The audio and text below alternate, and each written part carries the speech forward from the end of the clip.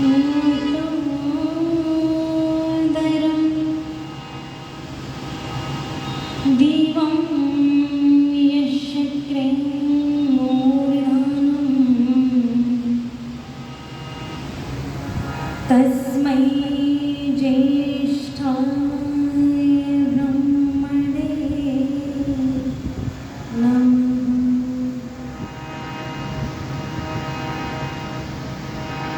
प्रभु इस मन को समझा दो,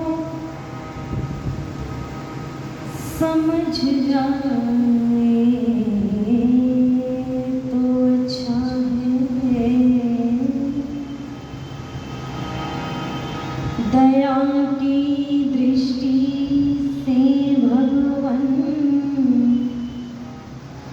संवर जाए तो अच्छा है। फंसा विषयों में रहता है, इसी को सुख समझता है। मैं चाहता हूँ इधर से रुख बदल जाए तो अच्छा है। मैं चाहता हूँ इधर से रुख बदल जाए तो अच्छा है।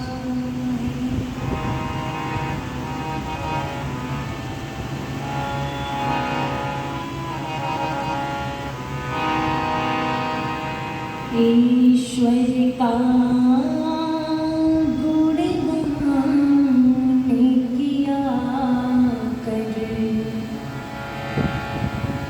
कष्ट और क्लेश मिटाने को जीवन की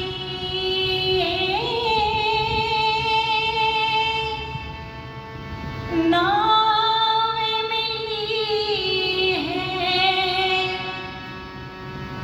भव सागर तेरे जाने को ईश्वर का गुणगान किया कर।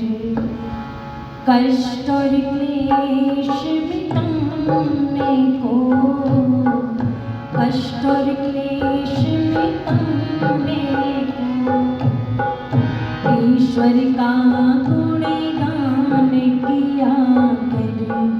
कष्ट और क्लेश मिटाने को, कष्ट और क्लेश मिटाने को जीवन की ये नाव मिली है। जीवन की ये नाव मिली है। भव सागर तेरे जाने को ईश्वर का गुणगान किया कर। कष्ट और क्लेश मिटाने को, कष्ट और क्लेश मिटाने को ईश्वर का गुणगान किया कर। कष्ट और क्लेश मिटाने को जीवन की ये नाव मिली है। जीवन की ये नाव मिली है। भव सागर तेरे जाने ईश्वर का गुणगान किया कर। कष्ट और क्लेश मिटाने को, कष्ट और क्लेश मिटाने को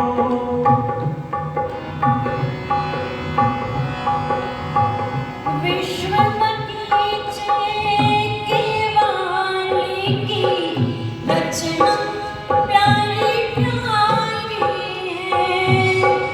विश्व बगीचे के वाली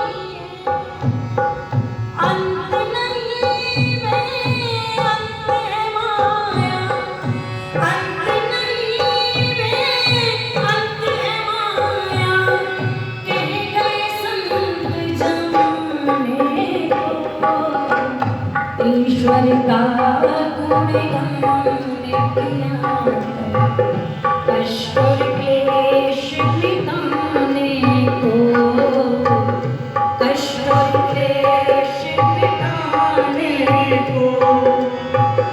जीवन की ये नाव मिली है, जीवन की ये नाव मिली है, हम सारे मिलकर जाने को। ईश्वर का गुणगान किया करो कष्ट और क्लेश मिटाने को, कष्ट और क्लेश मिटाने को। हाथ दिए परमपिता ने, नेक कमाई कर प्यारे। हाथ दिए परमपिता ने, नेक कमाई कर प्यारे। अपने इन पावन चरणों को पावन मग में धर प्यारे। अपने इन पावन चरणों को पावन मग में धर प्यारे। नुस्खा है ये इस दुनिया में, नुस्खा है इस दुनिया में, जीवन सफल बनाने को। ईश्वर का गुणगान किया कष्ट और क्लेश मिटाने को, कष्ट और क्लेश मिटाने को। जीवन की ये नाव मिली है, जीवन की ये नाव मिली है, हम सारे तर जाने को। ईश्वर का गुणगान किया करो कष्ट और क्लेश मिटाने को, कष्ट और क्लेश मिटाने को।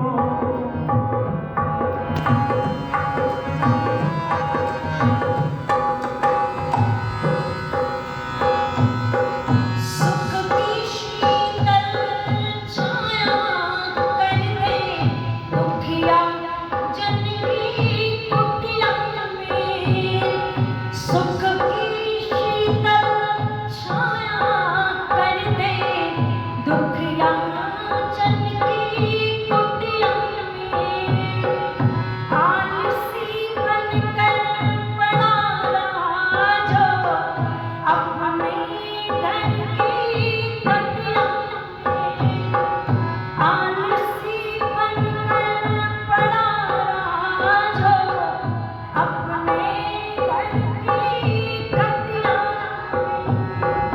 मानव जीवन फिर न मिलेगा, मानव छोरा फिर न मिलेगा, तुझको मौज उड़ाने को। ईश्वर का गुणगान किया करो कष्ट और क्लेश मिटाने को, कष्ट और क्लेश मिटाने को, कष्ट और क्लेश मिटाने को। जीवन की ये नाव मिली है, जीवन की ये नाव मिली है, भव सागर तर जाने को। ईश्वर का गुणगान किया करो कष्ट और क्लेश मिटाने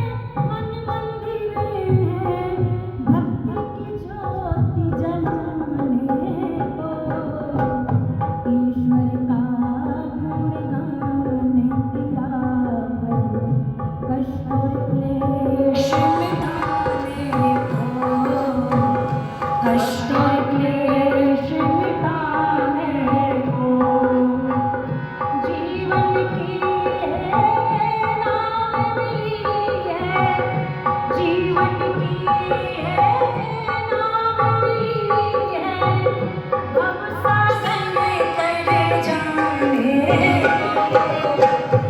ईश्वर का गुणगान किया करो कष्ट और क्लेश मिटाने को कष्ट और क्लेश मिटाने को कष्ट और क्लेश मिटाने को कष्ट और क्लेश मिटाने को।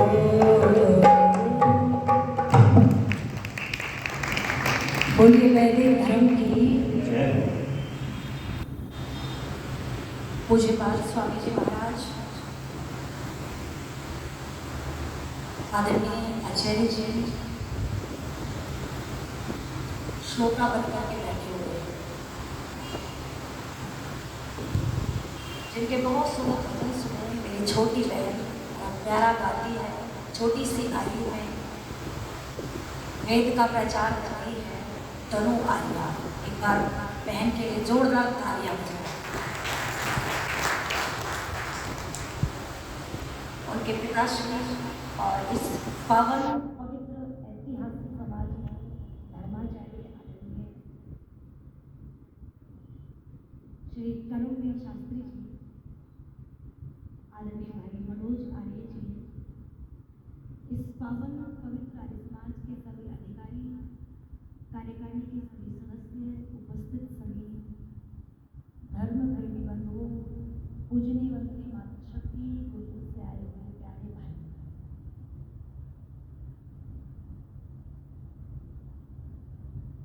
गायत्री मंत्र में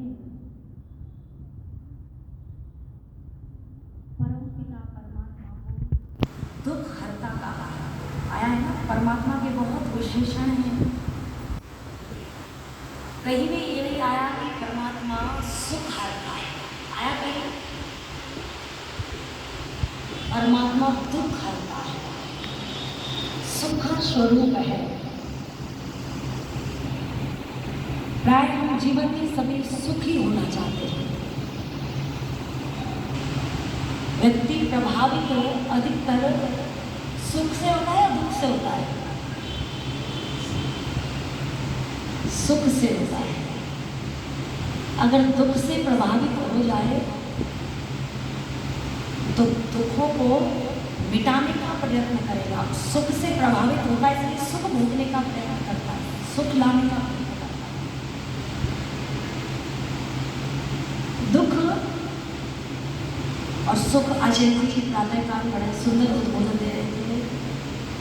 जो अनुकूलता है जीवन में वो सुख, और जो प्रतिकूलता है वो दुख। सास ने बहू को गाली देगी, माता जी सुख मिलेगा बहू को या दुख? दुख मिलेगा। जो अनुकूल परिस्थिति है वो सुख, और जो प्रतिकूल परिस्थिति है वो दुख। और ये सुख दुख कहीं ठहरता नहीं, ये उत्पन्न होता है और नष्ट भी हो जाता है। दुख का कारण क्या है? संसार में ऐसा देखने को नहीं मिलेगा कि कोई कार्य बिना कारण के हो। जितने भी कार्य दिखाई देते हैं उन सबका कारण है नहीं बालकों? सबका कारण है। ऐसे ही दुख का भी कारण है। जब हम दर्शनों को पढ़ते हैं, क्योंकि मैं जब स्वामी जी का फोन गया तो कहने लगे कि पंपलेट में नाम लिखवाना है, क्या लिखवाएं? स्वामी जी ने पूछा क्या कर रहे हो बेटी? 4, 5, 6 साल हो गए आए हुए। उनके बाबू जी मैं तो गुरुकुल में ही हूँ, बालिकाओं को पढ़ाती हूँ, और ईश्वर की कृपा समझिए कि मेरा PhD में मुझे 1.5 वर्ष हो गया। और मेरा जो विषय है वो दर्शन फिलॉसफी, और गुरुकुल कांगड़ी से स्वामी श्रद्धानंद सरस्वती ने जो स्थापना की गुरुकुल की, उस गुरुकुल में PhD करने का सौभाग्य प्राप्त हो रहा है। मैं ईश्वर का धन्यवाद देती हूँ। आप सबका इसमें प्रेम को मिलता रहता है। तो स्वामी जी कहने लगे फिर डॉक्टर लिखेंगे आपके आगे, बाकी अभी हो जाने दो, फिर लगा देना, 1 वर्ष और बाकी है। तो 6 दर्शन हैं और 6 दर्शनों के नाम आपने सुने होंगे। पहला पतंजलि योग दर्शन, सांख्य दर्शन है, न्याय दर्शन है, वैशेषिक दर्शन है, मीमांसा है, वेदांत दर्शन है। तो इन 6 दर्शनों में और उपनिषद भी है।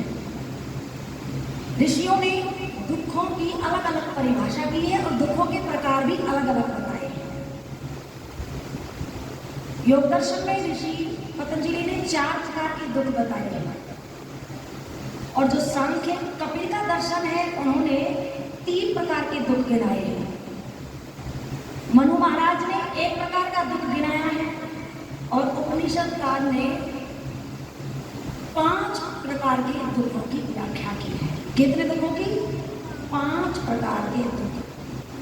अपने कर्मों की व्यवस्था से जब जीवात्मा गर्भ में आता है तो उपनिषदकार कहता है कि ये पहला दुख है। कौन सा? गर्भ दुख। दूसरा जन्म दुख, तीसरा व्याधि दुख, चौथा जरा दुख और 5वां मरण दुख, मृत्यु का दुख। जीवात्मा अपनी कर्मों की गति के कारण वो चाहे माँ के गर्भ में आता है, चाहे पशु पक्षियों के ईश्वर की व्यवस्था के अनुसार जब वो गर्भ में जाता है तो गर्भ में उपनिषदकार कहते हैं कि सुख की अनुभूति नहीं है। किसकी अनुभूति है? दुख की अनुभूति है। और देखने को मिलता है कि जब एक माँ के गर्भ में बालक 9 महीने तक जब परमपिता परमात्मा उसका निर्माण उसमें कर रहा होता है, उसके शरीर का जो है विकास हो रहा होता है, तो बालक ना तो नासिका से सीधा जो है ऑक्सीजन लेता और ना अपने मुंह से कुछ सीधा सीधा खाता था। और उसकी व्यवस्था परमपिता परमात्मा ने की हुई है। जो माँ की नाभि है उस नाभि को बालक की नाभि से, जैसे ये जो कभी पहनते हैं ना तीर धागे का, ऐसे ही उस तीर धागे का जो नाल है ना वो माँ से जुड़ा हुआ है। माँ ऑक्सीजन लेती है तो बालक के शरीर में उस नाल के माध्यम से ऑक्सीजन जाता है। जब माँ खाती है तो उस नलिका के माध्यम से ही जो है रस उस बालक के शरीर में पहुंचता है।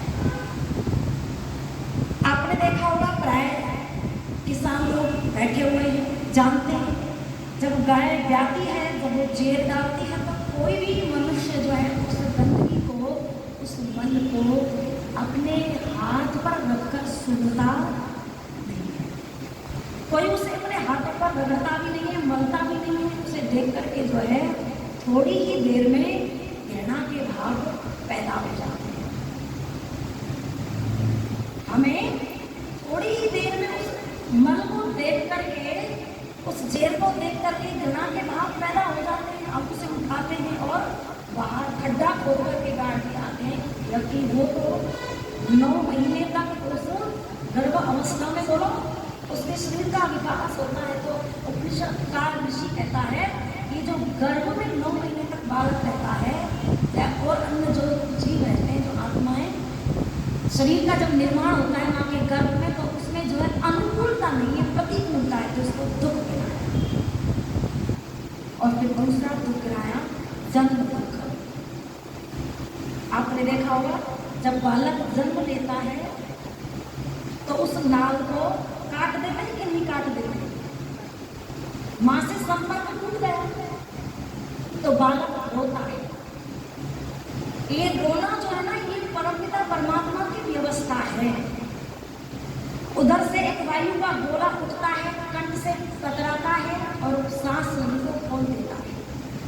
जब जन्म माँ संतान को देती है तो उसमें अनुकूलता नहीं, प्रतिकूलता है। ऋषि कहते हैं कि जितनी वेदना, जितना दुख, जितनी तकलीफ एक माँ को होती है, वो डॉक्टर उस दर्द का, उस पीड़ा का अंदाजा नहीं लगा सकता। उसमें अनुकूलता नहीं, प्रतिकूलता, इसमें उसको दुख कहा। जन्म दुख। बालक रोता है और रोता नहीं है तो बोलो, जहाँ खुशी का वातावरण है, बेटा हुआ है, बेटा रोएगा नहीं तो फिर वो जो है क्या हो जाएगा, उसके जीवित रहने की संभावना अधिक समय तक नहीं है। जाएगा। लोग कहते हैं कि परीक्षित था उसको कृष्ण जी ने जीवित कर दिया, लोग कहते हैं। किंतु एक सिद्धांत है सीधा का सीधा कि एक बार शरीर से जब जीवात्मा निकल जाती है तो उसके बाद उसे कोई जिंदा जीवित नहीं कर सकता। श्री कृष्ण के पास यदि जीवित करने की कला होती तो अभिमन्यु जैसा योद्धा कुरुक्षेत्र की भूमि में धराशायी पड़ा हुआ है, अच्छा बताओ उसे बचा पाए, उसमें प्राण डाल सकते थे। श्री कृष्ण के पास एक कला थी रुलाने की, और उन्होंने उस कला से उनको रुलाया परीक्षित जी को, तो उनको जो है जीवन मिला। ये कहानी आती है, पौराणिक लोग इसे दूसरी तरीके से बताते हैं। जन्म दुख, पहला गर्भ दुख, दूसरा जन्म दुख। जल्दी जल्दी बता रही हूँ, बोलने के तो पूरा 2 घंटे का प्रवचन है, बोलते रहो दुखों के ऊपर। जितना समय है उतने ही समय में अपनी बात को राम करने का जो है प्रयास में करें। गर्भ दुख, जन्म दुख, और तीसरा बनाया व्याधि दुख। आदि प्लस व्याधि, आदि कहते हैं मन के रोगों को, और व्याधि कहते हैं शरीर के रोग। शरीर में कोई बीमारी आ जाए, टीबी हो जाए, कैंसर हो जाए, बुखार आ जाए, पीड़ा से, दुख से, तकलीफ से जो है व्यक्ति करा रहा है, अच्छा बताओ उसको सबसे बढ़िया जो मिठाई आप हिसार में बनती हो हलवाई के पास से ला करके उसे देना। आप देखोगे वो जो रोगी व्यक्ति है ना, वो मिठाई खाना नहीं चाहेगा, वो क्या करना चाहेगा, वो दवाई लेकर के पहले ठीक होना चाहेगा। क्योंकि जो रोग है ना, जो व्याधि है, वो सुख की जो है भाव नहीं लाती, अनुकूलता नहीं आती रोगी व्यक्ति को, प्रतिकूलता।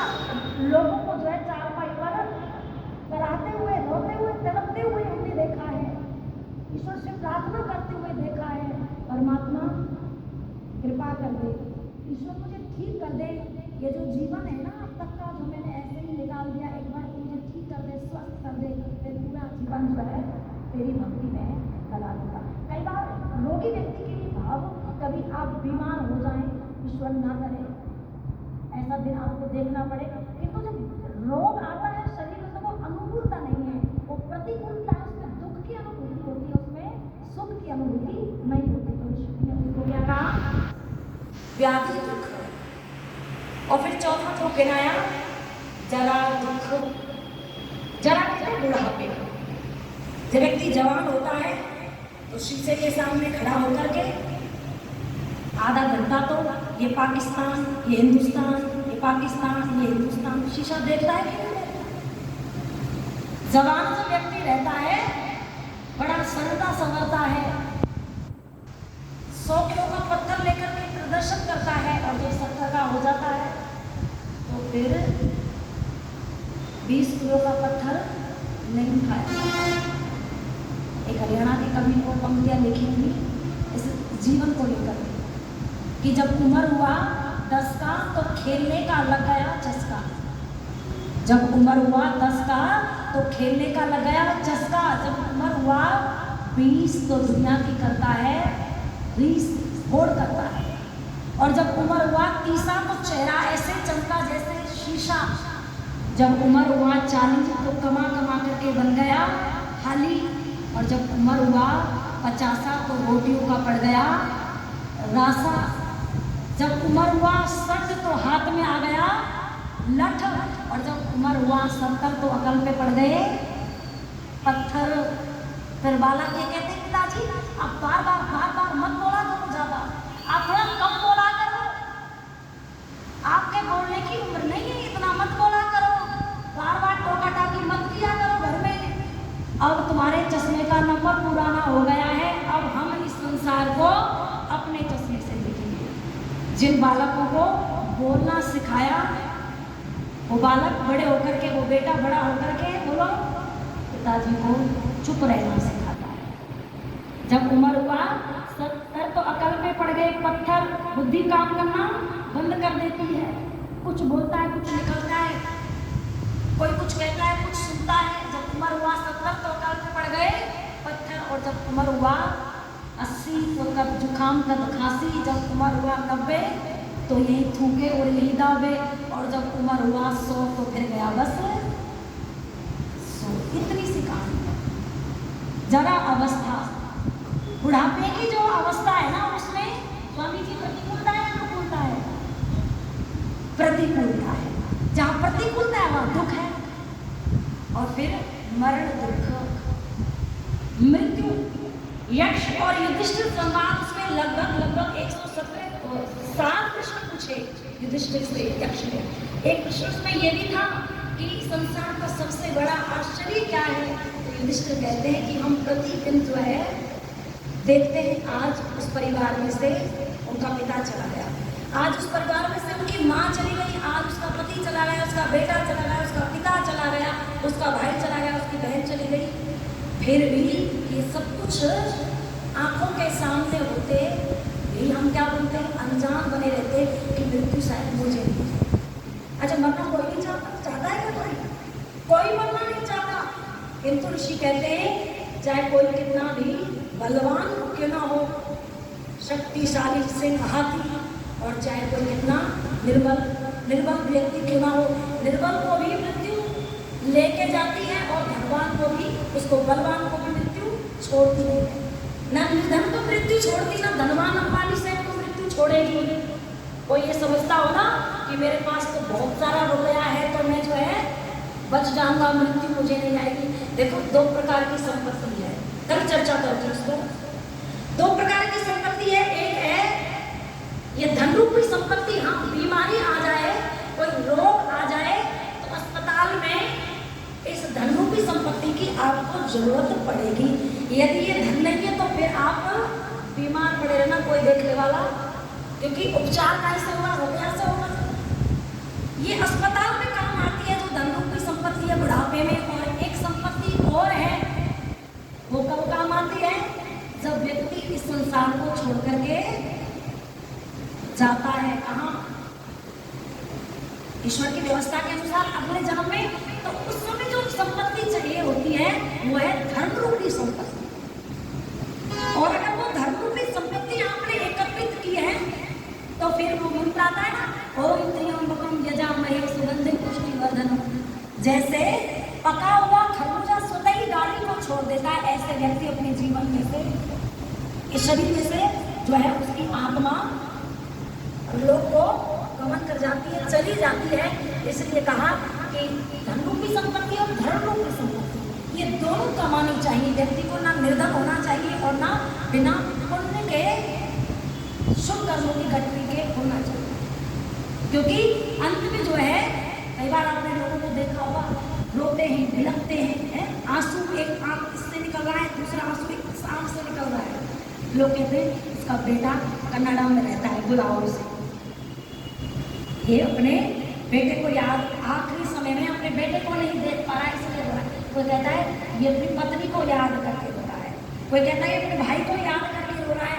अच्छा बता, तो क्या जीवन की वास्तविकता ये होती है कि वो अपने माता पिता, भाई बंधु, कुटुंब कबीले ना देख करके रोता है? ना, सच्चाई ये है कि जो जीवन में कर्म उसने किए हैं, वो जो वीडियो रील है ना, ये क्या चल रही है, बन रही है, ऐसे ही जीवन में जो कर्म व्यक्ति ने किए हुए होते हैं, अंतिम समय में जो है वो वीडियो कैसे उसकी आंखों के सामने घूमती रहती है, और उसके मन में यही विचार चलता रहता है कि हीरा जैसा जीवन परमपिता परमात्मा ने शुभ कर्म करने के लिए दिया था, परोपकार के कार्य करने के लिए दिया था, किंतु ये जीवन तो तुमने ऐसे ही कहा ना, जीवन खत्म हुआ तो जीने का ढंग आया, और जब सरमा बुझ गई तो महफिल में रंग आया।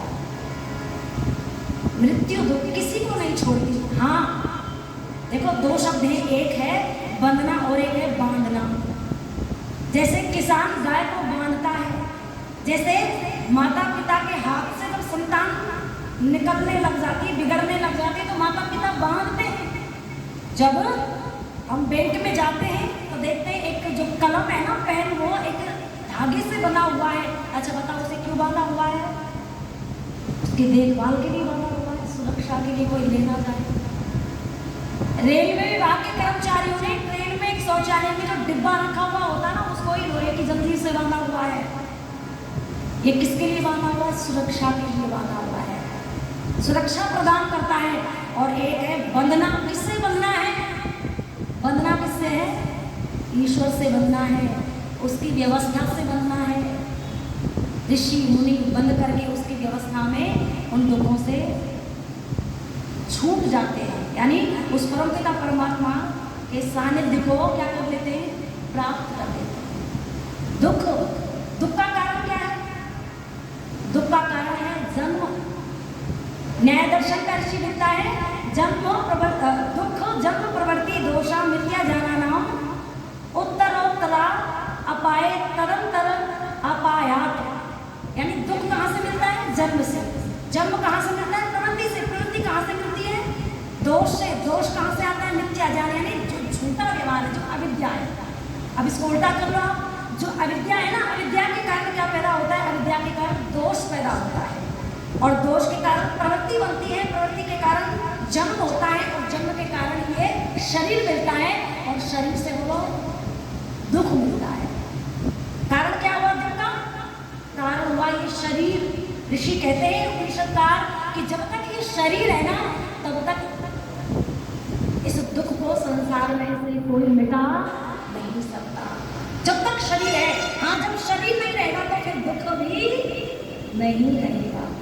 रत्था सिंह जी ने बड़ी सुंदर पंक्तियां लिखी, और उन पंक्तियों को बोल देती हूँ और मेरा समय होगा कि सदियों से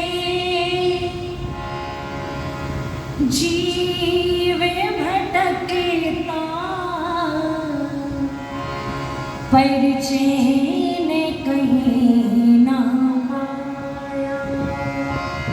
सदियों से जीव भटकता पर चैन कहीं ना पाया। सदियों से जीव भटकता पर चैन कहीं ना पाया। कई बार जिया मर मर कर, हर बार जिया मर मर कर, फिर भी जीना ना। सदियों से जीव भटकता, सदियों से जीव भटकता पर चैन कहीं ना पाया, पर चैन कहीं ना पाया। पशु वृक्षों में ही घूमा, परे परोपकार न सीखा।